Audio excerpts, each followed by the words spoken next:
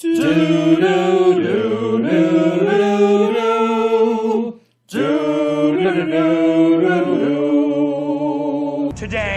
on Live from Ahch-To, a Star Wars podcast. A single light fighter. Happy beats here, buddy. Come on. I can't feel my teeth. Where's on? Thin, naked, leaking bag? What? Find the Master Codebreaker. Red Plum, the Master Codebreaker. Red Plum, Red Plum, Master Codebreaker. Red Plum. You never admit this was an accident. Those are the shuttle parkers. Blip, blappity, bloop. A stormtrooper and a who now? I cut out the deal. Blow that piece of junk out of the sky! Well, we planned this son of a gun right from the beginning. I like this. Red Plum. Just a little floater. Welcome back, troopers, to Live from Ahch-To, a Star Wars podcast. I'm your host, TJ, and disappointing Star Wars is still Star Wars.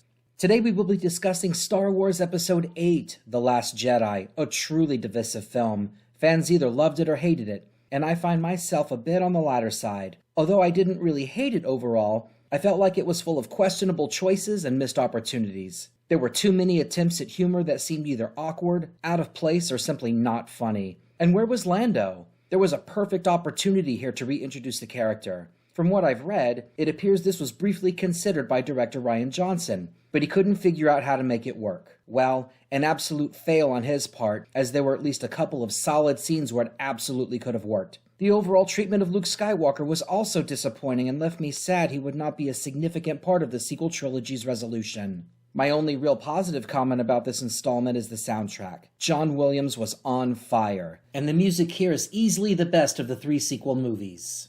So what did you think of Star Wars The Last Jedi? Did it subvert your expectations and leave you loving Star Wars more than ever? Or was it a lackluster mess of a narrative only serving to disgrace one of Star Wars' most beloved and iconic characters? These perspectives and more on today's episode, so make happy beeps and find your way home with that cloaked binary beacon as we dive into Star Wars The Last Jedi.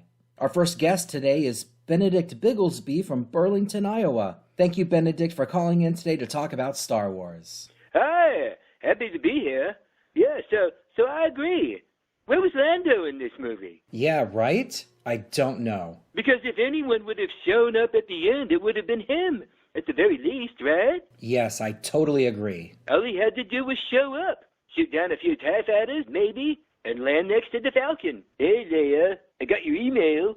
Then when Rey says to Leia, how do we rebuild the rebellion from this? Leia says we have everything we need, and Lando gives her a wink and a nudge. Scene. How hard is that? Yeah, apparently very hard. That's what she said.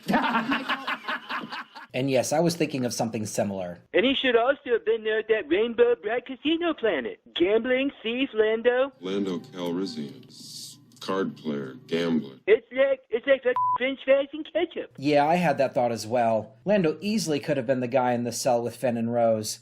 And after they informed him they were looking for the Master Codebreaker, it would have been very easy for Lando to say, I can help. I know a guy. I don't trust him, but he's the best. Then he hooks them up with the Benicio del Toro DJ character after they break out. Don't let the rapper fool you, friend. Hey, do they even have French fries in Star Wars? What, French fries? Yeah, what would those be? The Twi'leks with the head-tail thingies speak with the French accent in the cartoons. So, are they kind of like the French of Star Wars? The French of Star Wars? I don't know. I think it's pronounced Twi'lek, by the way. Okay, Twi'lek then. Twi'lek fries? Or is it Twee for short, maybe? Yeah, I don't know. Twee fries. Definitely don't have the same ring to it. Do they even have potatoes on their planet? Yeah, I don't know. Twee fried turnips rolls off the tongue. It probably doesn't taste very good. Probably not. I'm willing to try them, though. What the heck? Do you know where I can get some? Some what? Turnips? Yeah. Are turnips like beets? There's a beet farm down the road from me. I don't know. I think I bet beets are sweeter than turnips. Well, turnips have a bit of a bat, not unlike a radish. Hey, right off radish rosettes, that's it. Okay. Well, they gotta eat something, right? Maybe Boba Fett can put those in his cookbook y'all talked about previously. Cookbook? Oh, yeah, right. Sure. The Twi'leks have them green and blue skin tones. Maybe they eat a lot of grapes and blueberries. Maybe. I don't know. Maybe the blue ones eat something like Willy Wonka's chewing gum meal. And they turn blue with the blueberry pie part. And thank you, Benedict, for calling in today to talk about Star Wars, French fries, and Willy Wonka. Great to hear from you. And up next we have Val Huckleberry from Tombstone, Arizona. Thank you, Val, for calling in today to talk about Star Wars. Yes, sir. Thank you for having me today. So what are your thoughts on Star Wars The Last Jedi? Rian Johnson may have ruined Star Wars in perpetua for me. Oh, really? Do tell. The only reason he killed off Luke was because Han died in The Force Awakens. That's a spoiler in case you haven't seen it yet. Yes, that's okay. I've seen it. The difference is that was Harrison Ford's choice. Mark Hamill didn't get a choice. Harrison Ford's choice? Yes, sir. Mr. Ford originally wanted Han to die in Return of the Jedi. He was done with the character. Oh, really? Yes, sir. Han was supposed to be flying the Falcon in the Death Star and not make it out. But they changed it, because otherwise they wouldn't have had anything for Lando to do except make sandwiches for everyone for after the battle. Yeah, so I'll just be here making sandwiches for when you guys get back. Oh, that's interesting. I didn't know that. I did not know that. Yes, sir. Mr. Ford's single condition for reprising Han Solo for The Force Awakens was Han had to die. Period. Then Han ended up being the best part of the movie. Yes, I absolutely agree with you there. Yes, sir. So back to my point, Mark Hamill wasn't given a choice. He was sidelined in The Force Awakens. Yes, that's right. Then summarily disposed of in The Last Jedi, only to be made the namesake of the finale, which he is not really even a part of. Yeah, absolutely he was. Absolutely disgraceful. Yes, it's also unfortunate Luke and Han didn't get any screen time together in the sequel trilogy. Yes, sir. The one scene with Luke grieving for Han was also cut. What? Really? They filmed that and then cut it? Oh, that's a shame. Yes, sir. And the one scene with Luke and Leia, well, they just talked about their new hairstyles. Yeah, Leia said she changed her hair? I changed my hair. After Luke's compliment, it's nice that way. There's a portion of the scene that was cut where Leia then compliments Luke's beard. And then he makes a brief commentary on his hydrating sandalwood beard oil, and that he was growing it out for a beard styling competition on Kashyyyk. Kashyyyk? Yes, sir. That's the Wookiee planet, and they are the galaxy's arbiters of facial hair. Okay. After that, Luke was going to then finally leave the Jedi behind for good and start a line of Jedi-themed nourishing beard balms and styling butters.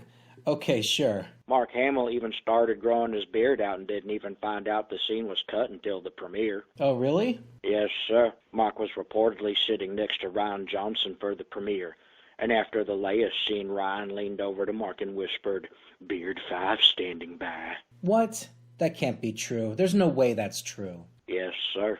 And Rey's hair was looking good, too, when she left Luke's island. Rey's hair? Sure. I guess so. I don't recall. Oh, yes, sir. It was shiny, silky, and smooth. Where do you think she had it done? What, her hair? I have no idea. I can't imagine those fishy nun ladies could have done it, as they don't even have hair. Yeah, probably not. Maybe Chewbacca did it. He probably has loads of styling product on the Falcon. Yeah, maybe. I'm just wondering if the carpet matches the dress. And thank you, Val, for calling in today to talk about Star Wars, beards, and Rey's hair. Great to hear from you. And up next we have Christof Walker from Astoria, New York. Thank you, Christof, for calling in today to talk about Star Wars: The Last Jedi. Yeah, thanks for hosting me. How you doing on this great Star Wars day? I'm doing great. Hanging out, talking about Star Wars. Christof, what are your thoughts on Star Wars: The Last Jedi? There was a part in the movie where I got up and went to the John. I really had to go. I had just finished up 80 ounces of Mr. Pibb, my favorite. It's way better than The Doctor. I was gone for at least 20 minutes. Wow, 20 minutes? Yeah, I was distracted by some of the colorful language on display in the men's room. I didn't know people, men, could have such feelings, such passion over genitalia. Okay. But when I finally got back to my seat, it was still warm. I didn't feel like I missed anything. Which part of the movie was on when you came back? When I left, Finn and Rose were on a ship going somewhere, talking about a master code breaker. Maybe they should have asked what his name was instead of going with an identifying piece of jewelry he may or may not be wearing. Yeah, it was also very odd to me they didn't ask Maz what this guy's name was. Yeah. or phone number or email address. Anyway, when I came back, they were still on a ship going somewhere, but picked up some homeless guy that was going to help them out with either their taxes or a home loan refi.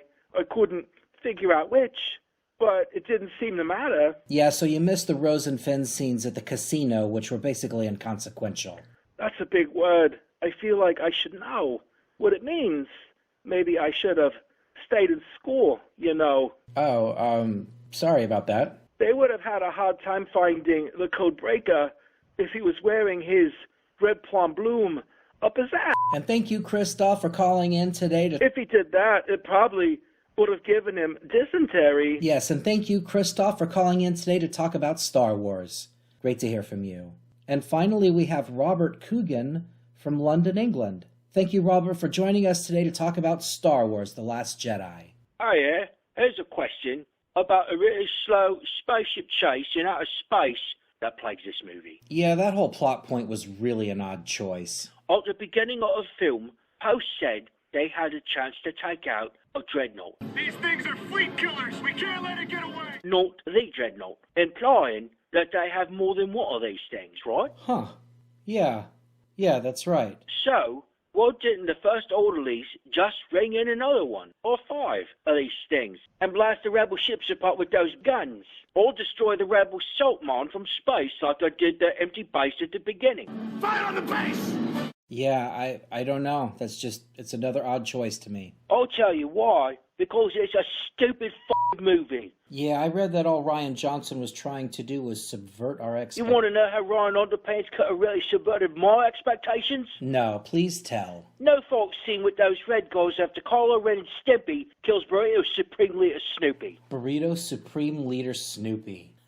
I love it. No fight scene, though? Yeah, they should have all looked at each other, then waited for direction from Kyle, who is ostensibly their new boss now, right? Yeah, that's an interesting point. Yeah, then the actual fight could have been between Kyle and his red guys against Horcrux and Plasma for control of the First Disorder. Yeah, I kind of like that. The characters are Hux and Phasma, by the way.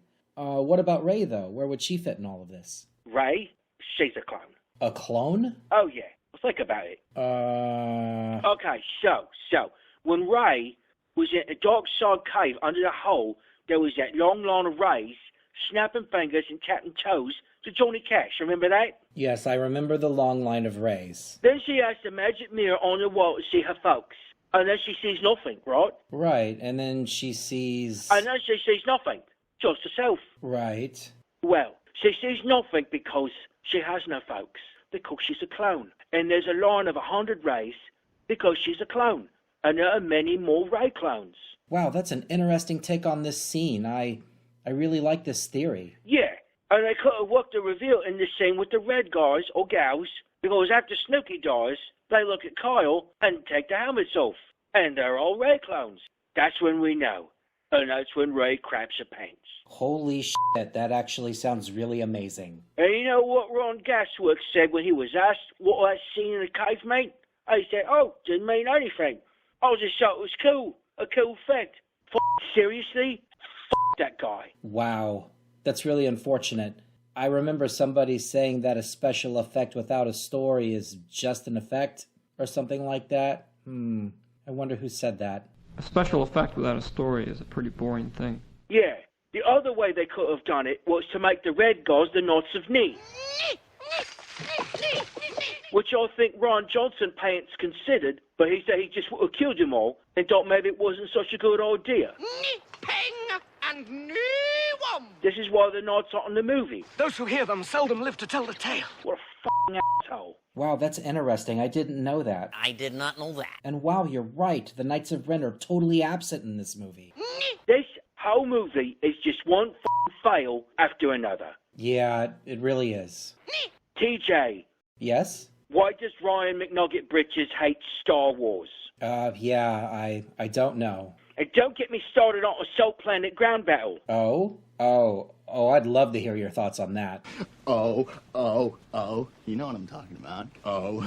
Well, first, the base should have been the abandoned base on Dantooine mentioned in the original Star Wars.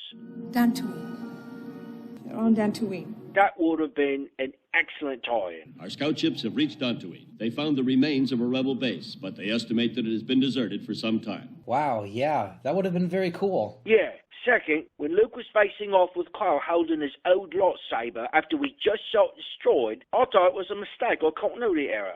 So I was distracted and completely pulled out of the scene. Oh, right? Yeah, totally, me too. We already saw him holding his old green one in the flashback, so why wouldn't he holding that one? Yes, there's no good reason why Luke would have made the decision to hold his old blue lightsaber. Because for one, he doesn't know about the emotional attachment Kylo made with it at the end of The Force Awakens. That lightsaber, it belongs to me. Because Luke wasn't there. Because he was sidelined from the movie. He should have been wielding his green lightsaber. That makes the most sense to me. I don't understand what Rian Johnson was thinking here other than more subversion of expectations or generally just pissing off Star Wars fans. Oh, exactly.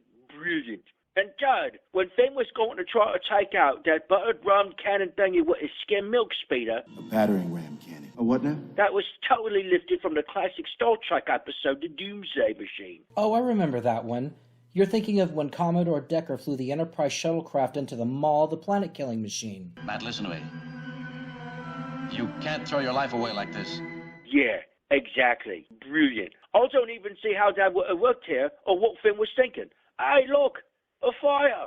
I'm gonna throw a glass of ice-cold lemonade on it. Just give it to me one more time, simpler. A battering ram cannon. A what now? A battering ram cannon. A what now? A battering ram cannon. A what now? Miniaturized Death Star tech. So we blow that one up. I like where your head's at. Just give it to me one more time, simpler. We gotta take out that cannon. A what now? A battering ram cannon. A what now? Miniaturized Death Star tech. So we blow that one up. We gotta take out that cannon. A what now? A battering ram cannon. So we blow that one up. We gotta take out that cannon. A what now? We gotta take out that cannon. A what now? We gotta take out that cannon. A what now? We gotta take out that cannon. A what now? We gotta take out that cannon. We gotta take out that cannon. We gotta take out that cannon. We gotta take out that cannon. We gotta take out that cannon. We gotta take out that cannon. We gotta take out that cannon.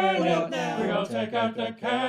We gotta take out that cannon. We gotta take out that cannon. We gotta take out that cannon. We gotta take another beat. Next time on Live from Ahch-To, a Star Wars podcast. Are you an angel? What? An angel. What? An angel. You're a funny little boy. All my life. Come on, I'll show you 3PO. You're a funny little boy. I'm a person, and my name is Anakin. Funny little boy. I'm a person. Funny little boy. Little boy. Person. Funny little boy. Person. Funny little boy. Person. Funny little boy. Person. Funny little boy. I'm a person. Funny little boy. Funny little boy. I'm a person. Somehow Palpatine returned.